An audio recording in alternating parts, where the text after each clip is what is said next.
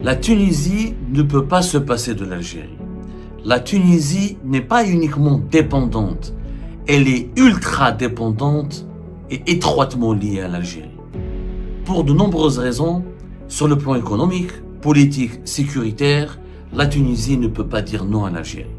Il est vrai, mesdames et messieurs, que les propos choquent de Abdelmajid Tebboune sur la situation en Tunisie, sur les relations algéro-tunisiennes, ont défrayé la chronique et ont suscité la polémique, suscitant même une vague d'indignation en Tunisie et ailleurs à travers le monde, puisque la posture paternaliste de Abdelmajid Tebboune, nous l'avons exploré dans une précédente émission, dévoile un lien de vassalité, de suzeraineté entre la Tunisie et l'Algérie.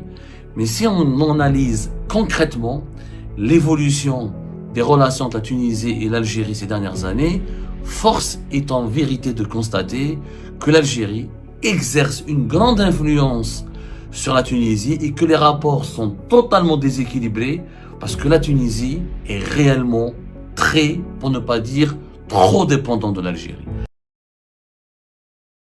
Et nous allons analyser tout cela avec des chiffres et sur le plan économique et sécuritaire notamment. Commençons par le plan économique. Il faut savoir que sans l'Algérie, la Tunisie ne pourra même pas avoir d'électricité. Aujourd'hui, la situation telle qu'elle est aujourd'hui, c'est le régime algérien s'énerve, il peut vraiment, et ce n'est pas vraiment une métaphore, il peut juste enclencher, il peut juste fermer le robinet du gaz et la Tunisie pourrait être plongée dans le noir. Pourquoi ? 95% de l'électricité produite en Tunisie, elle provient directement de centrales thermiques à gaz naturel. Or, le gaz algérien représente jusqu'à 70% de la consommation du gaz en Tunisie. Et si l'Algérie prive la Tunisie de ce gaz, elle n'a même pas de quoi produire de l'électricité. 65 à 70% du gaz que la Tunisie doit utiliser pour produire son électricité provient d'Algérie. Sans ce gaz, il n'y aura pas d'électricité. Vous imaginez si demain, un dirigeant algérien qui sera une tête brûlée ou quelqu'un qui veut faire du chantage à la Tunisie, il va juste couper le gaz. Ça, pour comprendre vraiment cette métaphore, cette image d'une Tunisie qui peut vraiment plonger dans le noir, il faut vraiment la conceptualiser, la visualiser plutôt pour comprendre pourquoi on est la Tunisie si dépendante. Il n'y a pas que ça. Il y a un gazoduc qui s'appelle le Trans-Mediterranean Pipeline et qui passe par la Tunisie depuis les années 80. Ce gazoduc, ce droit de passage, rapporte à la Tunisie l'équivalent, ça dépend des prix du gaz, des quantités qui sont vendues par l'Algérie à l'Italie via ce gazoduc. Il y a une année, ça a rapporté 370 millions d'euros. Ce sont des recettes directes qui sont inscrites au budget de l'État tunisien et au titre des droits de passage de ce gazoduc. Et grâce à ce gazoduc, la Tunisie prélève 5,25%. C'est le taux moyen de la redevance prélevée par la Tunisie sur le gaz qui transite par le Trans-Méditerranéen. Vous imaginez si demain l'Algérie coupe ce gazoduc comme elle l'a fait avec le Maroc, le Maghreb, Europe. Et si elle décide de construire un gazoduc qui passe directement de l'Algérie vers l'Italie, comme le fameux projet Galzi, qui devait passer par la Sardaigne, à un moment donné devait bifurquer sur la Corse. Imaginez que l'Algérie arrête ce Trans-Méditerranean Pipeline et fait un gazoduc qui passe direct. Il contourne la Tunisie. La Tunisie va perdre entre 300 et 400 millions d'euros. C'est une énorme perte pour la Tunisie. Et ça sera un véritable gâchis financier. Ça, sans oublier l'apport du tourisme algérien. En 2025, il y a eu plus de 4 millions de touristes algériens qui sont partis passer des vacances en Tunisie. On estime que les touristes algériens dépensent plus de 2 milliards d'euros en Tunisie, chaque été. L'été uniquement, 2 milliards d'euros. En réalité, ces dépenses peuvent dépasser les 2 milliards et demi si on doit compter les fêtes de fin d'année, etc. 3 millions et demi de touristes en 2024, plus de 4 millions en 2025 et en 2026, on n'a pas encore les chiffres, mais ça peut aller dans les 4 millions et quelques.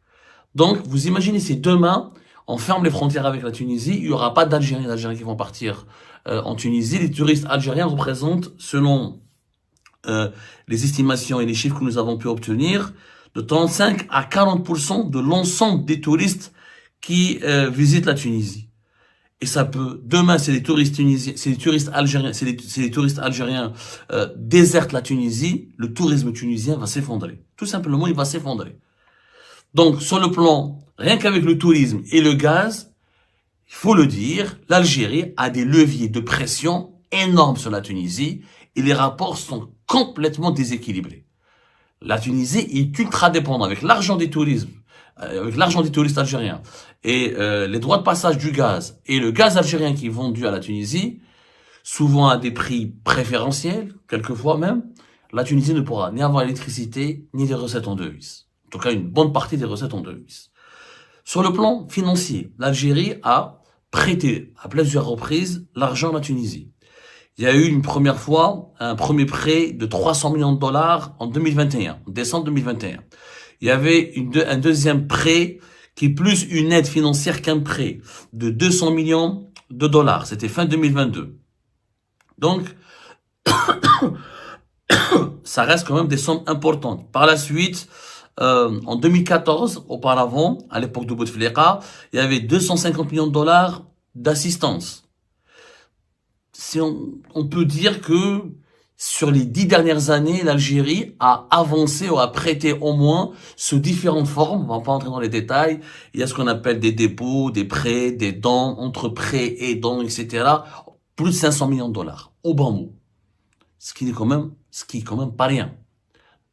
Sans le grand frère algérien, la Tunisie va avoir beaucoup, malheureusement, de difficultés, va avoir beaucoup de mal, plutôt, à surmonter ces difficultés économiques et financières. Sur le plan politique, il faut savoir que, effectivement, avec Kais Saïed, il y a un alignement total sur les positions algériennes. Pourquoi? En raison de l'importance du gaz parce que la Tunisie a beaucoup de difficultés financières. Si demain l'Algérie ne lui vend pas son gaz, elle pourra pas l'acheter ailleurs à des prix très élevés.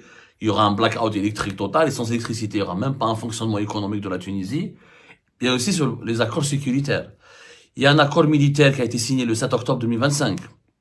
Le 7 octobre 2025 à Alger, avec le chef d'état-major Saïd Chengriha et le ministre tunisien de la Défense Khaled Seheli, ils ont signé un accord intergouvernemental qui couvre plusieurs aspects de la coopération militaire où la Tunisie bénéficie de l'assistance et de l'accompagnement militaire algérien pour lutter, pour protéger l'intégrité territoriale de la Tunisie. J'ai vu, moi, depuis les propos de Tebboune, pas mal de déclarations de militants tunisiens qui disaient, ah, mais nous, certains Tunisiennes et Tunisiens qui disaient, mais nous, on a une armée, on a nos propres services de sécurité, on n'a pas besoin de l'Algérie. Ça, c'est complètement faux. Depuis 2001, il y a des accords de coopération entre l'Algérie et la Tunisie. Il y en a énormément. Et il y a des accords qui sont très importants, mais vraiment des accords stratégiques sans lesquels, il faut savoir qu'il y a 965 kilomètres, la longueur de la frontière terrestre entre l'Algérie et la Tunisie. Sans l'aide militaire et l'assistance sécuritaire de l'Algérie, la Tunisie aura beaucoup de mal à neutraliser plusieurs menaces, que ce soit la menace terroriste ou la menace criminelle, les gangsters, la contrebande, etc. Avant même l'accord militaire du 7 octobre 2025, il y avait une série d'accords. Nettement, une série d'accords. Il faut savoir que l'armée algérienne a un budget de plus de 20 milliards de dollars. C'est énorme. La Tunisie, c'est 1,3 milliard. C'est complètement déséquilibré. Ça n'a rien à voir. L'Algérie est effectivement un grand géant face au petit frère tunisien. Et le géant protège le petit frère. C'est la vérité. Après les attaques, par exemple, djihadistes du Mont Chambi et l'insurrection de la brigade Uqba ibn Nafa' affiliée à Al-Qaïda au Maghreb sur la frontière ouest de la Tunisie, l'armée tunisienne qui était sous-équipée à l'époque, elle s'était appuyée sur Alger. Et les premiers accords de coopération, les premières opérations militaires communes ont commencé 10 juillet 2014. Bien avant l'arrivée de Tebboune. À l'époque de Bouteflika d'ailleurs, l'Algérie avait fourni 10 juillet 2014 une aide militaire importante et du matériel à la Tunisie, la formation des unités antiterroristes tunisiennes dans le cadre d'un accord de sécurité qui couvre les questions frontalières, militaires et économiques. L'Algérie, de son côté aussi, elle a construit une lourde infrastructure frontalière avec la Tunisie pour aider l'armée tunisienne a mieux détecté, a mieux résisté à la menace terroriste, des tours de contrôle, des tranchées, des postes avancés, des équipements électroniques, et les services de renseignement algériens opèrent en Tunisie comme ils peuvent opérer sur le territoire algérien quand il s'agit de lutte contre le terrorisme. Il y a des accords qui permettent aux services secrets algériens de faire des opérations en Tunisie. Bien sûr avec la présence et l'assistance des services secrets tunisiens, mais sous l'égide, avec des objectifs et les missions que se sont fixés les services secrets algériens. Donc c'est vraiment, depuis juillet 2014, ces accords et ces opérations sont communes, bien avant l'arrivée de Tebboune. Donc on peut effectivement dénoncer la brutalité, la violence et le caractère choquant des propos de Tebboune. Il n'en demeure pas moins que sur le terrain, la Tunisie est effectivement ultra dépendante de l'Algérie. On ne peut pas le nier, on ne peut pas le démentir. Sur le plan économique comme sur le plan financier, c'est une vérité absolue. Et nous avons tenu à la partager avec vous pour éclairer l'opinion publique. Maintenant, c'est aux Tunisiennes et aux Tunisiens de se prononcer sur le modèle de gouvernance de leur pays. Qu'il y ait des bonnes relations, bien sûr, c'est important. Qu'il y ait des partenariats ou des complémentarités, c'est très important. Mais la Tunisie a beaucoup plus besoin de l'Algérie que l'Algérie ne pourrait en avoir besoin de la Tunisie. Réellement, l'Algérie apporte beaucoup plus à la Tunisie que ce que la Tunisie peut apporter à l'Algérie.